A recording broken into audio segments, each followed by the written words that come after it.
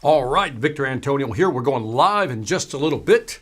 I'll wait for people to jump on board. And again, if you're watching this on the replay, just fast forward to 3 to 5 minutes and then we'll jump into the content. But I'm going to go ahead and wait for some people, since it's unannounced, to jump on board. And what I want to do today is talk about a little bit about sales process, right? And so I want to share with you what I think is the ultimate sales process. So again, I'll wait for a few folks to jump on board. Super excited. It's Monday, which means let's kick off the week right. Know what I'm saying? All right, so like I said, we'll wait for a few people to join us. It's going to be fun. Let me grab this little, what am I drinking? Sparkling water, aha. Has an interesting taste. Don't know if I like it. Maybe it's an acquired taste, man. It's an acquired taste. All right, so got folks jumping on board. Oh, man, how can I forget my glasses, man, if I want to read your comments, man? Bam. All right, T, Victor, my man. All right, Side T. We got Rich Boy, man. Hey, Rich Boy, Rich. Yeah, I like that, Rich Boy. From India, man. I missed somebody at the top here. Who's this? Anand Murthy. Hey, man. Royston. Hi, Victor from India. Got you, man. And hello from Dubai saying hi. Yeah. So, hola, Christine, GM. And again, give me about 1 more minute and then we'll just get into this. Thought I'd do a little lunch and learn session with you guys. It's going to be quick. It's not that long, man. But I'll answer some questions at the end because I know you guys like asking a lot of questions, right? All right, so again, show me where you're from, man. Hi, Victor. Lots of love. Who's this right here? I like that one right there. Blaze Asia Business Solution, man. Hi, Victor. Thank you, man. Appreciate the love, man. Thank you. All right, so who's this right here? Let's see who this is. Satish here. Hi. Hey. Export talks. Money walks. Export talks. I love it. Let's see who's right here, man. Let's see. Nikos. Ooh, man, Nikos. I don't know about that last name. I don't know if I can do it. Vitulgas? Nikos, what's happening? Okay, good enough, man. So let's see. We got Christian. Greeting number 2 from Christian. Boom, I'll take 2 greetings, man. One will do. Vancouver in the house. Love it, man. Wow. Tirana. Is it Tirana or Tirana? Albania. Edmund. Thank you for joining me, man. And let's see what Rich Boy has to say. Love this, Victor from Wisconsin. Cheese State. Dude, we used to live in, I was originally from Chicago, Illinois. So I used to go to Wisconsin all the time because I moved to Minnesota. Yeah, for sure. You betcha. You know what I'm talking about, Rich Boy. So anyway, and then my girl, Sai. Let's talk about Sai. I always got to bring up Sai. Sai's becoming my favorite one. The one and only Ethiopia. Sai T in the house. Okay, we can start. One Sai's in the house. It's like you can just start. Legend Ed from Saudi here. Ahmad Hamad. Hey, man. Thank you, man. Love Jeddah, man. I had a great time in Jeddah, man. I spoke to Saudi Airlines. And can I show you something just to prove I was there? Hold on, Ahmad. Don't go anywhere, Ahmad. This is just for you, man. Hold on. So, Ahmad.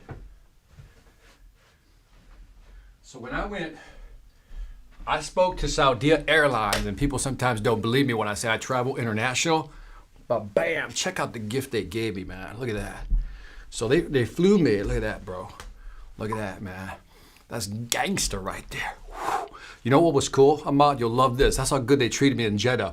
When I got off the plane, like literally all the way down, you know how you got to walk into the airport? They had a limousine waiting for me right there. Saudi Airlines, happening people, man. Great people. Hope to go back. I had a great time in Jeddah, man. It was a really good time, man. So, wonderful. All right, you guys ready? Ahmad, thank you, man. So it was great, man. Like I said, it's you know, it's like the more you travel, you know, internationally. You know, one day, Sai, I'll be in Ethiopia. But the more you travel internationally, you all realize, man, we're all trying to get the same thing. Live a good life in a real nice way, man. So let's just keep that in mind. So who else is up here? And I've not been to India, man. So one day. And then this guy right here, my protege, man. AG in the house. AG is one of my proteges, man. Up and coming speaker. Well, not up and coming. He's already there, man. He's a great speaker. You got to check him out, man. So if you're in Indonesia, Jakarta, man, check this guy out. He's learned everything from me. Not really, just a little bit. The rest, he did on his own, man. Great dude. AG, thank you for joining me, Adriano. All right, so let's get to it, man. Now, I'm going to go over something that Somalia, wow. Whoa, I mean, I rarely get, wait a minute. This one's special.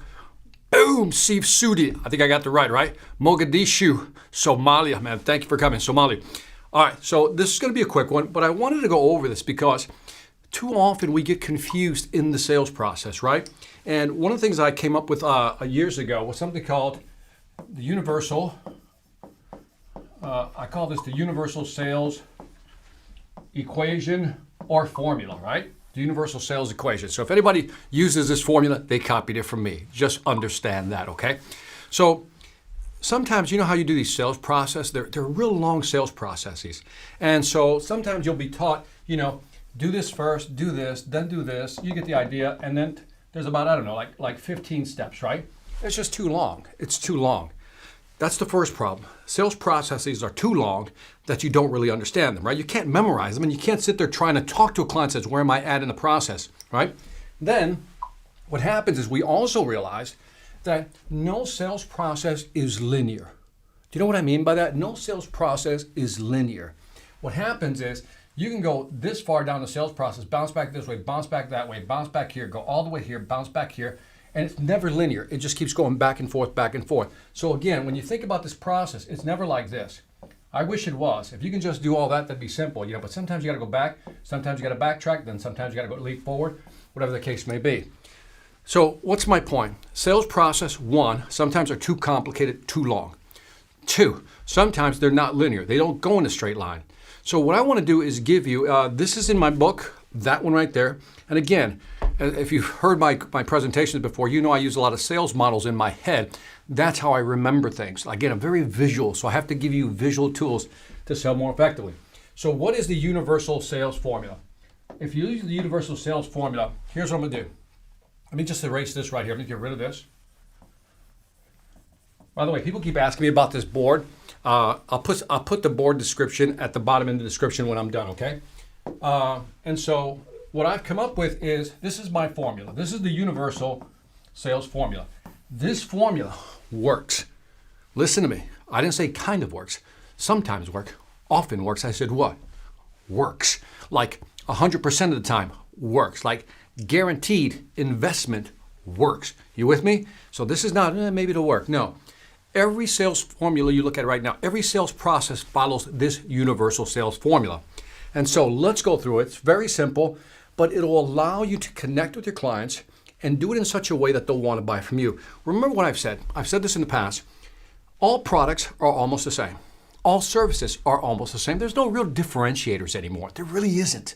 So, if you're looking for that unique selling proposition, you probably don't have one. It probably doesn't even exist. It is rare, right? Like rare air. It's like you're not going to get it. Companies like maybe Apple, Amazon, these are people who could talk about, unique product value differentiation. But in today's market, your service is almost the same as somebody else's. Your product is almost the same as somebody else's. It's almost, I always talk, we've reached the equality of quality. That also means that the quality is expected to be the same. So brand isn't as impactful as it used to be. A study done by the Challenger Sale, in the book, The Challenger Sale, done by the CEB, said brand impact in terms of loyalty only represents about 19% of the actual brand. 19%, which means, again, it's not as valuable as it used to be. You, the salesperson, are now the differentiator. Because think about it. You could present a product. I can have a product like this, X product, right? And we can all have the same X product. But it's how I present it. What is the context? What is my delivery system? How do I put it in front of a customer, and how do I explain it? That's why you, the salesperson, are now the differentiator in the market. When products are almost the same, services are almost the same, you, the salesperson, become the differentiator. So as we're looking at this equation, keep this in mind, that it's really about the conversations we're having, but how do we structure the conversation? Right back here. So the first one I always talk about is empathy, right? Now this, you just can't skip. You got to spend some time here, right? You got to spend some time here. If I were to divide these up in time, I would say probably, you can probably spend 50% of your time here, maybe 40% of your time here, and only 10% here, and I'll explain what that is in a bit. But 50% of your time, again, you can do 40, 40, 20, it doesn't matter to me. Pick your equation. My point is that this is where the money's at, not here. So in the first one, we want to empathize. So what is empathy? Empathy is simply, let me just erase some of this stuff. Empathy is basically, people always ask me, Victor, how can I sell more effectively? The first thing you have to do is get in your customer's head. How are they thinking? Even if you're in retail, by the way, it doesn't matter if this is retail, B2C, B2B. Doesn't matter. What you have to do is when somebody, if you're in retail, somebody comes into your store, the first thing you need to do is empathize. Why are they in there? Now, some people are just looking around, but in many cases, people are looking for something. And the ability to empathize with somebody, try to understand, comes from asking a lot of questions. This is what you have to focus in on. And I've said this before, the average salesperson practices what to say. The best salespeople practice what to ask. Big difference. That's what separates them. The thing is, you don't have to do a lot of talking. You just have to do a lot of asking. We know that asking gives you two things. One, it gives you control of the conversation.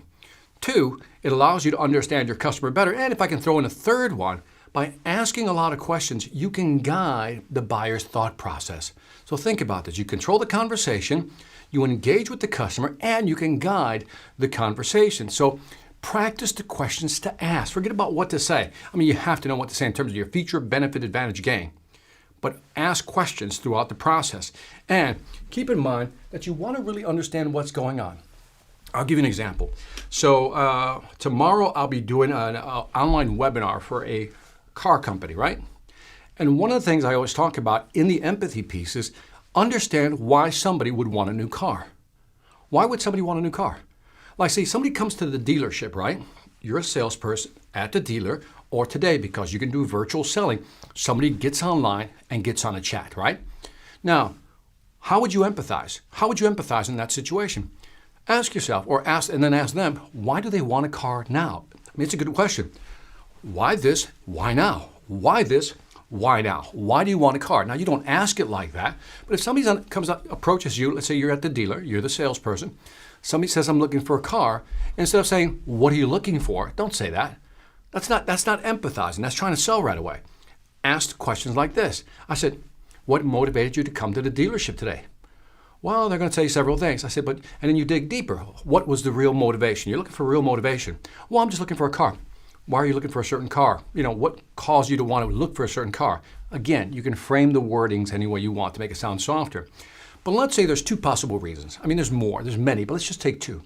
Let's say that one reason is that the person came to the dealership because their car broke down one too many times.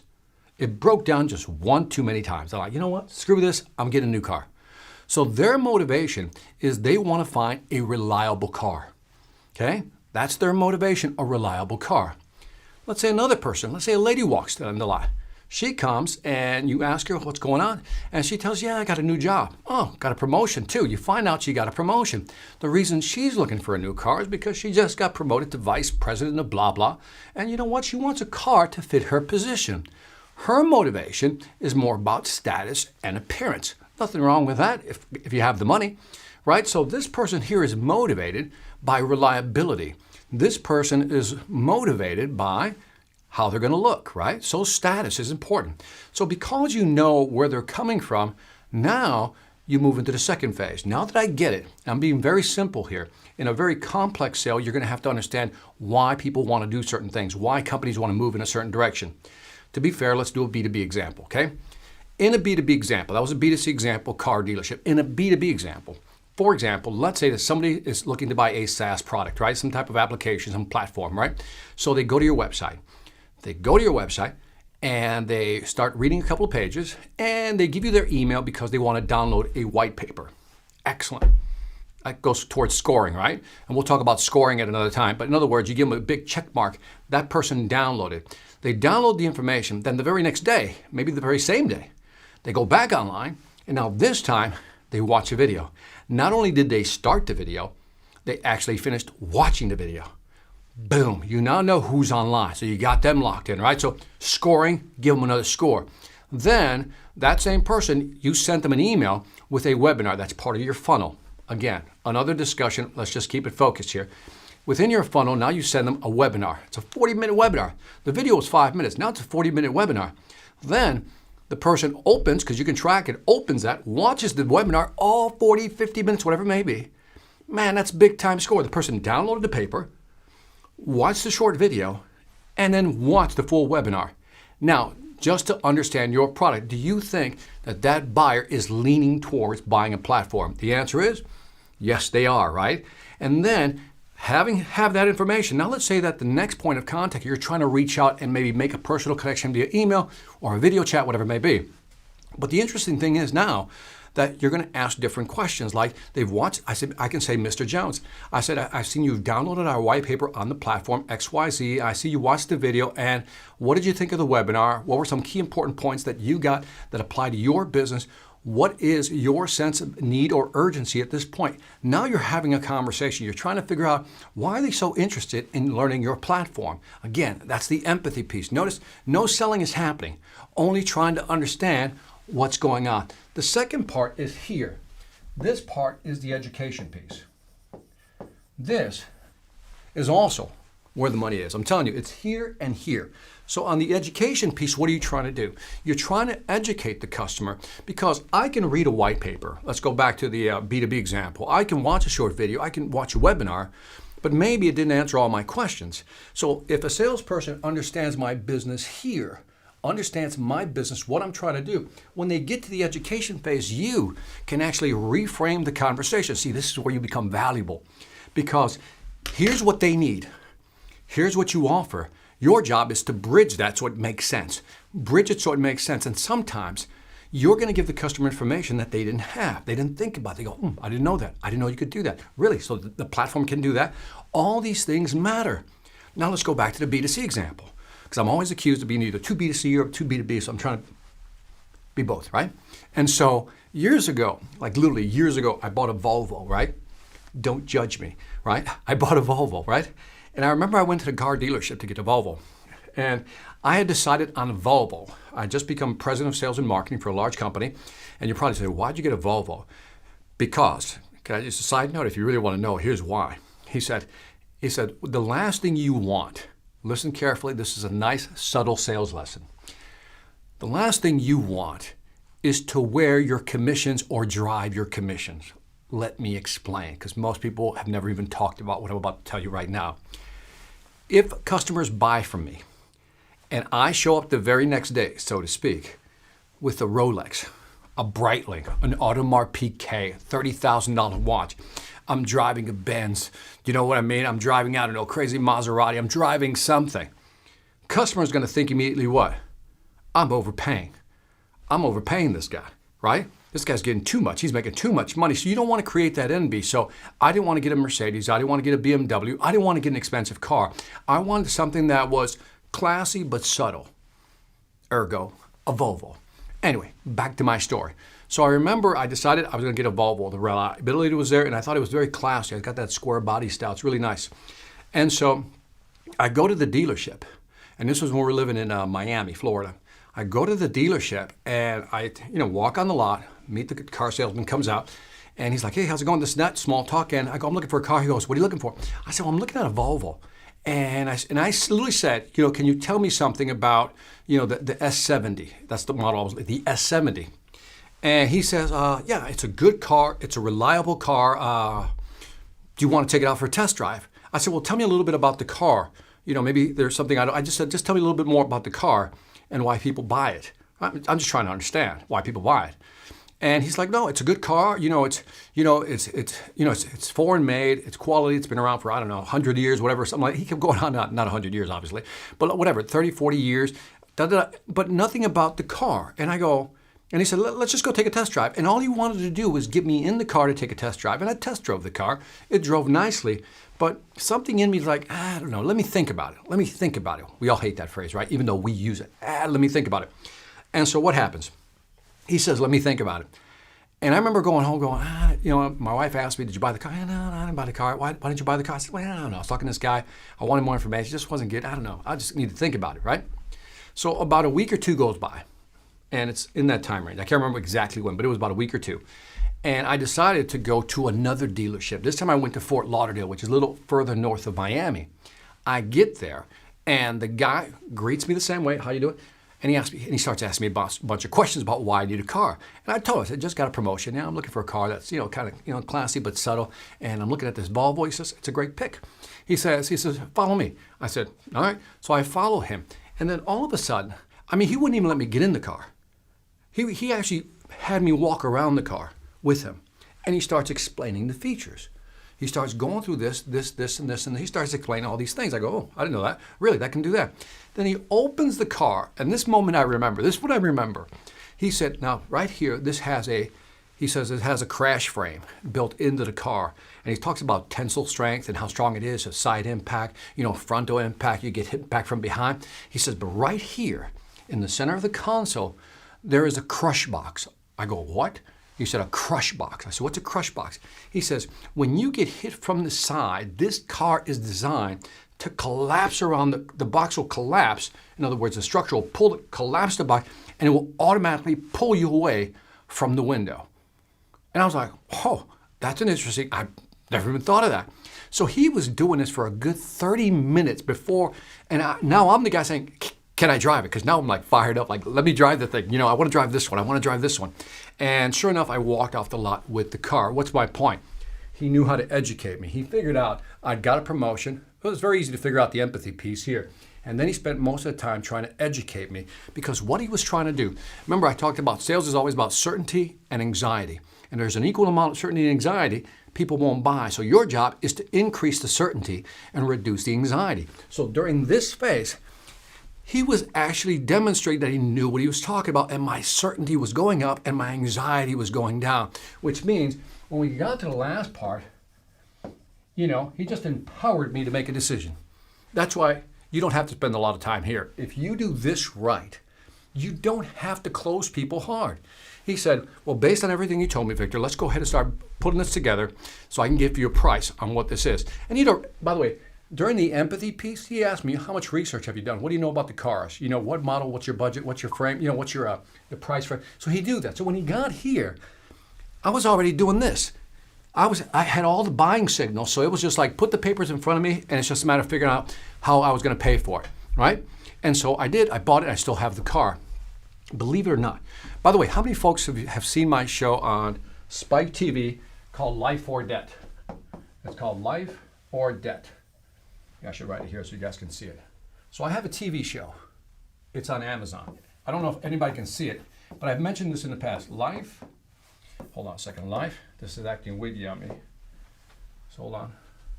It's called Life or Debt. And Life or Debt is a show about, where I go in and I help families. So I got my dog down here. She's here again. So she likes to keep me company. When I do these presentations, she always comes up and wants to hang out. Again, Pebbles, meet the fans. Fans, meet Pebble. Say, yo, what up, dog? What up? Great dog. Anyway, lay right there. So anyway, back to my presentation. So my point is that I still have that Volvo. 20 years later, I still have the car, by the way. So it's got 215,000 miles. I bring that up to remind you and to remind people all the time, I could afford a new car. That's an easy part. But I always tell myself, my job is not to impress other people. My job is to always remain financially stable. That's just a small note during this presentation. So getting back to here, do you see the equation? If I can empathize with the customer that comes in the door or comes onto the dealership or a client who I go see, and I educate them, tell them things they don't know, explain things in such a way from a different perspective, they go, I didn't know we can do that. Oh yeah, we can tie that, we can do this. In a B2B scenario, it's the same thing. If I can educate the client how they could save money, remember the Trinity? If I can show them how using my platform, my SaaS platform, can increase revenue, reduce costs, or expand market share, now I'm selling, now I'm educating. And then when I get here towards the empower piece, again, it's just a matter of presenting a great offer. So there's no need for a hard close. So this is the universal sales equation. Empathize with the client. Take some time here. Have you heard the phrase, slow down to speed up? Slow down to speed up means if I slow down here to really understand the customer, just chill, take your time, ask questions. That by the time I get to the education piece, I'll be a better salesperson, because once I understand what it is, what's driving them, what are the triggers? My car broke down, just got a new promotion. If I understand that, need a new platform, our data's out of control. Again, if I understand that, then when I get to the education piece, I can take their needs, tie it to my product, and it'll be just like that. And when I get to the empower piece, which is basically the proposal, it's all butter, if you know what I mean. So you don't need to learn hard techniques. You get this part right, you can now see why I think this is about 90% of the sales process right here. 90% of the sales process is right there. Anyway, that's what I wanted to share with you, and I'll take some questions before I jump off. How long have we been on here? Let me see. Let me go a couple of these. Let me flip over and I'll bring up some comments. Hold on a second. All right, so we've been on here a little bit. By the way, if you like this, man, hit the like button. If you don't, hit the down button. It's all feedback to me. And so, like I said, I try to do more of these. Thug Life, I love it. Thug Life says very good information. Dude, love it, man. Useful, thank you. Let me see. Amman Jordan, who doesn't love Amman? You know what I mean? Aqaba and Amman. I went to Aqaba. Such a beautiful, it's a great place, man. It's a great place. People are beautiful over there. Perfect Exempt confirmed your process, boss. There you go. Yeah, like I said, I think the more people travel, the more they should travel. Biggest workaholic. It's Memorial Day. I know, brother. I just like, I'm just chilling. I recorded a video this morning for a client, and so I'm like up here going, why not? You know what I mean? Again, if you love what you do, it ain't work, man. It's all just enjoying. But I like sharing with you guys because I think, this is valuable content, and I really believe that, as I've said again, so I can repeat myself again, if you know how to sell, man, if you know how to sell, if you really learn the science and art of selling, because that's what it is. There's a science to it, formula. The art part is the execution piece. And if you can learn that, man, it's enjoyable. So yeah, here on Memorial Day, but after this, I'm gonna go chill, cook some burgers outside or something, you know what I mean? All right, let's see what else I got, because I know I missed a lot of comments. I got Mogadishu here, that was Sif. Greetings from, the Czech Republic is in the house. Ivan. Thank you, brother. I think you're my first Czech Republic dude. So thank you for joining me, man. We got Singapore in the house. We got Ivan again. And we got Peru, Lima, Peru. Probably Lima, right? Love that, man. I was in Peru. This is for you, Christian. I was in Peru when, remember when Fujimori told the soldiers to go into the embassy to rescue I was there. I was actually there, by the way. Not in the embassy. I was there visiting, by the way, just to be clear.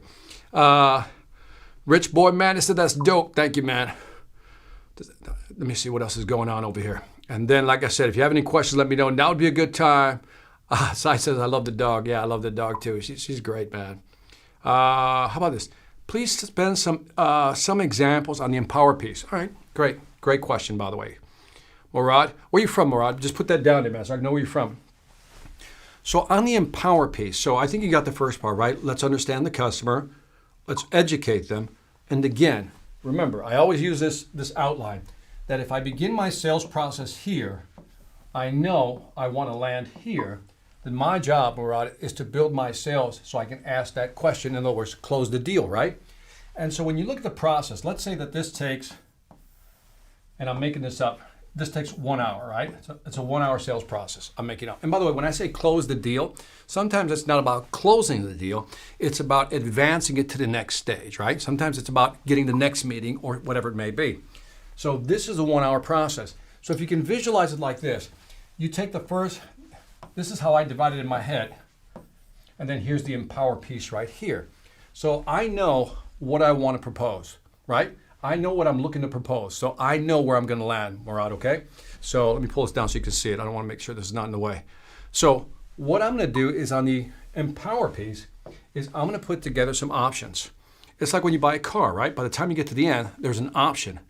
And so I always often, and I use this example, if you offer somebody a burger, right?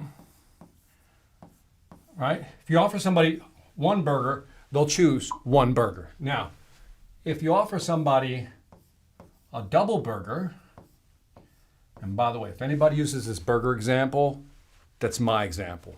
They copied it, right? But if you offer people two options, most people, Murad, would choose which one? What do you think? If you put two offers on the table, what will people choose? Most people would choose this one right here, right? So how do you get people to buy the second burger? Some of you know, if you watch my video, you offer them what? A third, a triple burger. Now what will happen is that people won't, look at this thing over here, boom. What will happen is that people won't buy this one, they'll shift towards the middle. Why? It's the way the brain works, right? The way the brain works is that when it sees three options, it goes for the middle one because this is the safest. So to answer your question specifically, when I'm talking about empowering, you want to get to the end of that presentation And you want to have at least 2 to 3 options, 2 to 3 options, never 1, 2 to 3 options. And that's what I mean by the empower piece. Based on what we've talked about, there's 2 systems I see that will fit your needs. Here's platform A with these features and benefits. Here's platform B. Which one of these should we continue discussing? It's a nice way of putting it, right? Which one of these 2 can we continue discussing? They're going to say, I think I want to go with that one, Victor. And then the other one is if you do 3 offers, right? Like you got 3 prices. For example, I decided on the car, but maybe there's 3 pricing options, right? He says, look, Victor, you can have it for $400 a month, da-da-da-da. You can have it for $375 a month, or you can have it for $300. The difference is the terms of the payment and how long those payments will be stretched out. Which one of these do you feel comfortable going with? That's what I mean by empower. We don't have to close. We just have to present the options, but we have to ask for the order. All right, let's see what else I got. Let me know if that hit, Murad, okay? I like how this model connects to the LEAP model as educating, quantifying the value. Man, you're following me hard. Jesus, you got it, man. The LEAP model, for those, is that you have to locate the value, right? Locate the value, extract the value. This is where you start to put together the return on investment. By the way, if you don't know what I'm talking about, go to 2 before this, 2 streams before this. And so the LEAP is exactly the same thing. The locate is really the empathy piece right here, right? The education piece really comes right here on that one. Hey, Jesus, let me pull it down so you can see it. Sorry about that. You know, and then the empower piece, which is the proposal presentation piece, fits right there. So they do go hand in glove. Dude, you caught that, man. That's pretty awesome, actually. You're scary, man. Now you're scaring me, man. All right. Thank you, Gabriel Galvo. Tips are pure gold, man. That's right. Use them. It'll make you money. I got a nice U-Rock from the Czech Republic, Axe Capital. That's an awesome name, Axe Capital. All right, here's a question. I think I got one. Would you prefer to sell a cheaper or costly product if the customer is not really sure about what they want, right? So are you willing to share a more, such a general question, Adwa Opar. Question, would you prefer to sell a cheaper or costly product? Okay, so let's work this one. Again, it's a very vague question, but I'm not going to run from you, man. I'm taking this question on. I prefer to sell a costlier product, right? Because here's what I've learned, that if you start selling a price down here, low, it's hard to move people up to a higher price product, right? But that said, Adiwa, the opposite holds true, that if you start high, it's very easy to come down and remove features. In other words, if I start out here, I can remove stuff. And I can give you the psychology behind it, but it's very simple. Up here, I can start high and I can remove and go down. And my brain says, okay, take that out, and maybe I'll settle somewhere in here. The problem is when you go low to high, is that if they can't even afford the low one, every time you go up just a little bit, it causes them brain pain. So the general answer is you want to start high and always work down. Give you an example, and I think you'll agree with me. When you go in a store, a men's clothing store, and let's say you're looking for a full-blown suit, right? Got to get the whole thing. What do they sell you first? Do they sell you the tie and then sell you the suit? In other words, do I sell them the tie for, let's say, $50, and then I sell them a suit for, let's say, I don't know, $500? Pick a reasonable suit. Now, you buy the tie, you're going to buy a suit, that's going to be expensive. But notice the reverse psychology, that if I just bought a $500 suit, I made that decision already. Buying a $50 tie means nothing to me, right? Because of the relative percentage. So this, if you look at the percentage from here to here, it's incredible. From here to here, it's like 1%. So because it's 1%, it's also called like a just noticeable difference, where people start realizing there's a value in there. You know, it's expensive, but 1% falls under that range. A just noticeable difference is when people start noticing a price increase. It's typically at 5%. So this, from here to here, in other words, you bought the suit at 5, you go here to 50, it's only like 1%, right? So people go, that's not that much. We've all done that, right? You buy something expensive and he goes, would you like a bag to go with that computer? Yeah, just throw it in, it's $100. Now, do you buy the $100? Now, if I sold you a $100 bag for your computer and then tried to sell you a computer, what are my chances of succeeding? Not likely. So hopefully that answered your question, man. I think I might have answered your question, man. All right, let's do this one. And I'll take a couple more, then I'm out of here. Customer seems they don't want to commit to any new products for this COVID times. How to break that? It depends on what you're selling. Again, Christian, it's a big question, man, but it really depends on what you're selling. Because what's happening now during this COVID environment, and your point is well taken, you got two schools of thought, right? Want versus need. That's how people are thinking. I mean, so that's the big mindset, right? Want versus need. People are going to say, here's what I want. I'd like to have all these things, but what do I really need? So if you're selling a product over here, if this is you, if you're right here selling this product, Christian, then guess what? It's going to be tough if people are in the need mode. The thing is, you have to create that want. I'm not saying it's impossible, but you have to create that want. And the way you create a want is to, again, expand their thinking. And depending on what you're selling, you can expand somebody's thinking. In other words, make them desire it. I had a question from a lady the other day, Christian, who was selling like baby clothes, right? And she was like, well, it's a need, but she sells like fancy baby clothes. It's not a want, right? And I remember thinking, that's interesting. How would you create a want? And as I thought about it after the fact, I realized that there is a way to create a want. The way to create a want is to remember that, mothers are very proud of their children, right? And they're also realizing that, kids grow up very quickly. And so the way to create the want there, like I want that, is because a want is not rational, it's emotional. I mean, if you think about it, if we can break this up, this is like logical. This is what I need. I don't need any more. This is what I need. I don't need any more, right? The want is like, I just want to have that emotionally. So this is the emotional side, if you think about it, right? The emotional side's on this side. So how do you connect to the emotion? So if I were to talk to that mother again, or the person who designs the clothes, I said, what you need to do is really remind mothers that time flies. Your kids are going to grow up quickly. And you know what? This baby of yours is a special baby. Why? It deserves to wear these beautiful clothes. You can take these pictures, and every year you can take this beautiful picture in this beautiful outfit, and those are memories that will always last. And I'm just giving you the short pitch, but all of a sudden, they don't really need that pajama, but they'll want that pajama. Do you know what I mean? They'll want that pajama. It's like, oh yeah, you're right. Time flies by, life's too quick. I'm gonna go get it. So if you can find a way of doing that, then you're in, brother. You're in. So hopefully that helps. All right, one more. I'm reaching in. Let's see who this is. Rod.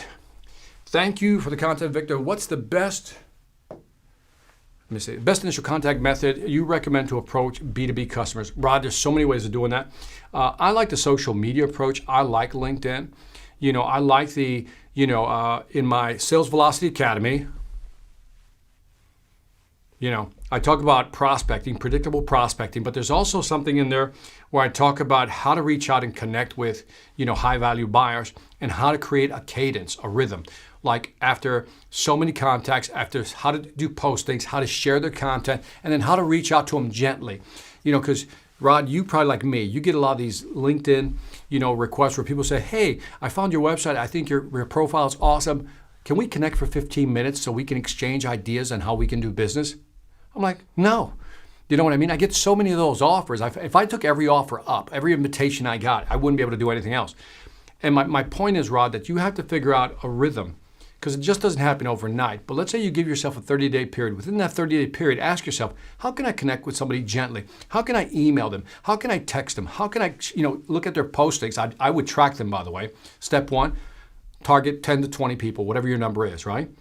I would follow those 10 to 20 people. There's so many tools and apps online that will allow you to track when somebody posts something, right? So then I would read their posts. I'm trying to get their mindset. I'm trying to understand them. I would comment on their content or postings. I would like them. If I genuinely like them, I would like them. And then what happens, because maybe it happens to you, if people start liking your stuff and they start sharing your post, making comments, you remember that person. So when you finally reach out, it isn't that strange. So I think a gentle approach, as opposed to just going in there say, hey, let's get together. So I would call this social media foreplay. That's what I would call it. You need social media foreplay. I don't know if that's a term, but it is now. All right, well, a lot of questions, man. You guys are awesome. But you won't let me get off the phone. I'm trying to get off the phone, the call here. Royston, hey, Victor. What are your thoughts on using spin selling to create enough value and need during the investigative process? Okay, good question. Good question, Royston. So spin. This is a formula, which I think, again, it's one of the better books I've read. I won't say the best, because I think there's several books. So it says, you got to understand the situation. Sound familiar? Identify a problem. This is where you really focus in on a problem. This is where the LEAP method comes into play, right?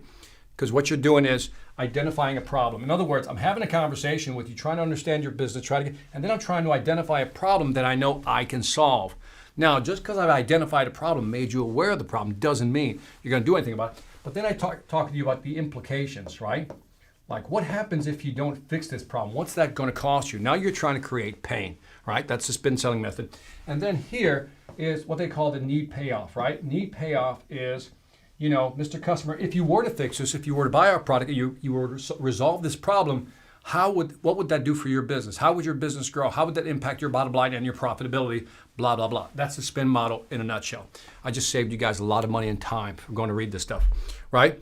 But what I love about the spin model is that you got to be careful here, Royston. When this was created, and I think it was like 86, 87, Royston, the internet, I know it's hard for some of you millennials and Gen Xers to believe, but there was no internet, right? Right? So, you know, I mean, I remember dial-up. Anyway, you probably don't know what I'm talking about. But anyway, so back then there was no internet. So this situation piece, you're expected to do that now, not go there and ask all these questions. You're supposed to pretty much know this already. Do you know what I mean? You're supposed to know the spin part of it. In other words, not all of the implications, but you should have a general idea. I should have a general idea that if I talk to a certain customer, let's say it's a SaaS product, that I know what type of problems they're going to have, and I also know what the implications are. So when I go in there, I'm not going in there to ask questions, I'm going in there for confirmation. That would be the difference, Royston. I'm not going in there to ask for information. I'm going in there to confirm information. For example, let me be specific. If I'm talking to a customer and I just meet with them for the first time, I said, look, Royston, you know, I've worked with many companies in your industry, right? And I know the situations that you're dealing with right now, given XYZ events, right? And then I also know that companies in your industry are having, you know, these two major problems. And notice I highlight the problems. I think they're having these two problems. And the implication is that it's, you know, basically eroding your profitability, shrinking your market share, and your costs are out of control. Is that a fair assessment, or did I miss something? I mean, you say something like that, people go, dang, he understands. He gets it, right? So this is why I tell people to keep spin in mind, but be in context. This was before the internet, but it's still a valuable tool. So don't discount it, okay? Even if you don't know what I'm talking about. This is a great book, by the way. Spin Selling is a great book. It's in my Golden 100. So that's a great book. And so there's a lot of great content in there. And I think Neil Rackham, the author of this, is a genius. That's just my opinion. So hopefully that helps. All right, absolutely. Just one last question. I'm going to roll the dice all the way to the bottom. Can't imagine not having all these social tools. We're so lucky. Thank you, man. That was my man. Right here, in case you wonder what I was reading. Sorry, I was reading. Yeah, man. There's so many social tools out there, right? I mean, think of the advantage you have today. I mean, it's just amazing. Social media foreplay. Yeah, I like that. You have to copyright that. I should. But I mean, what was that? Latika, would you agree? Come on. Would you agree that sometimes it's just like they just want to, just get to it. And you're like, come on now. You don't even know me and you're asking me for something. Okay, this is it. I'm ending with this one. This Randy Bryant Jr., who has a cool avatar. I don't know if that's, I don't even know. I don't want to take a guess. But anyway, what do you think about leadership style selling? About leadership style selling. I don't know what that means, Randy. Think about leadership style selling. I don't know what that means. Randy, if you do something real quick and give me some feedback, add to that. Maybe I'll look to the bottom here, see if you got more. Boss, why don't you link live on Facebook and other platforms? I will be. Just give me time, brother. So, like anything else, here, I'll share some insight with you. By insight, I mean just what's going on over here in my head. So, this is my 14th, maybe, live stream I've done. And so here's what I'm doing. And I'm giving you some inner thoughts of what I'm doing when I'm sitting at my desk, right? So I didn't do a lot of live streams until 14 live streams ago. And so what I'm doing right now is several things. One is I'm learning how to use this board. Again, I'll put the description of the board down there. Description. And by the way, if you like it, thumbs up, man. If you love this, thumbs up. So I'm learning how to use the board, right? The other thing I'm learning how to use is the software, right? And the third thing I'm learning is, taking questions live and interacting with you. So I'm learning 3 things. So I'm actually in the process of learning right now. And so your question is well taken, that I should be on multiple platforms. But what I'm doing is I'm getting used to working. What you don't also see, one more thing, is that I got new microphones I'm working with. I got a new Sennheiser shotgun mic. Got a new camera I'm working with, right? So I got a bunch of new things that I've put together over the last month, and I'm just trying to put the pieces together. I got a swing arm microphone here. I got that if I want to switch microphones. So I got all these moving pieces. I'm trying to get good at it. But yes, the next step is to go boom. And I think I'm almost there. I think I'll do 1 or 2 more, then I'm going to go on multiple platforms. You are absolutely right. Thank you for giving me that push and nudge, man. My man from Ethiopia. All right, here it goes again. What would you suggest an alternative for role play for training? Oh man, why would you want an alternative for role playing? I think, it was funny before Randy, I used to think role playing was stupid, right? Years ago, until I saw how it impacted my sales. And here's how I mean specifically. When you ask a customer a question, or a customer asks you a question, let's say, Randy, a customer asks you a question and you hesitate. Like, yeah, I think we can do that. Just that, yeah, I think we can do that. Just that, yeah, I think we could do that. Immediately alarms a customer. So role-playing allows you to be able to say things almost without thinking because it's so well recorded in your head. And I think that's the power of role-play. And for those of you who've never tried role-playing, and because you think it's awkward, it is. One of the best ways to do role-playing that I found, if I can give you a little tip here, is don't face each other. Put yourselves back to back. And then say, okay, here's a scenario. You're calling me. This is what you're asking, but you're not. You go back to back. For some reason, you can have a more natural role playing. And what happens is, if you really work with somebody over and over again and help each other out, I'm telling you, it works. You just have to find a good partner to do it with. And it will feel awkward. It will feel stupid. It will feel silly. You're like, why am I doing this? This is so dumb. But no, what you're doing is you're practicing. And in your head, you're recording how you need to respond and your ability to respond quickly. And by quickly, I mean smoothly. Like you said it like it doesn't even matter.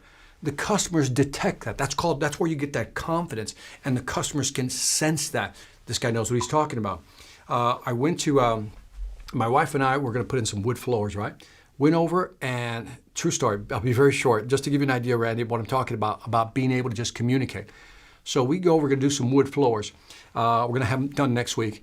And so the lady who saw us waiting at the counter, she says, can I help you? I said, yeah, we're got some wood floor project. We're looking to talk to, the manager or something. And he said, I'll get the manager. So, and I remember she called the manager over there on the radio, and he calls him up. He wasn't too far from us. And I looked at it, it's just a kid, glasses, looks like the Where's Waldo guy, right? With the glasses, with the black hair, the whole bit. And I'm like, he looks kind of young. In my brain immediately says, look kind of young. How much does this guy know about floors, right? Well, anyway, he finally comes over, and man, we start going at him, like asking questions, and he was doing this, just batting them back like tennis. Pa, pa. Any other questions? Pa. I mean, like no hesitation. I was like, whoa. We were asking him tough questions. He goes, well, and he wouldn't just say, yes, you can do that. He goes, well, let's consider what you want. And I'm like, and then he started controlling the conversation. I'm watching this young kid, and he just knew his product. And when you ask him a question, there was no hesitation in how he explained it. He goes, well, here's what you need to do. When we challenged, I said, I don't think you can do that. That right there won't work. He says, allow me to show you how this would work because we've done it before. And he walked me through the process. And immediately I realized that this kid knew what he was talking about. And all of a sudden we bought. So role playing is important, man. So, all right, what's going on down here? Let's see. Great content. Thank you from Croatia. Ladin Mamik. Was I close, man? Thank you, brother. All right. What happened to, DR, what happened to Yeti? Yeti's like number 3. Yeti's my third microphone. So the third microphone is, where do I have it? Oh, right here. So Yeti is microphone number 3. See? And so what happens is, by the way, in case you're wondering about the setup, So this right here is a directional microphone, so it picks up the voice and actually shuts down any noise behind me, which is great. This one right here, the high quality, has a nice acoustic sound, so when you're doing a podcast and you're interviewing somebody, this is great. And then if you just want to do simple interview and you want to take this around with your laptop, that's when you would use the Yeti. So anyway, all these things are going on. I'm out of here. Again, if you like the content, please hit the like button. If you haven't joined the Sales Velocity Academy, why haven't you? Check it out. And other than that, I thank you for your time, and we'll see you on the next live stream. When is that going to be? I have no idea.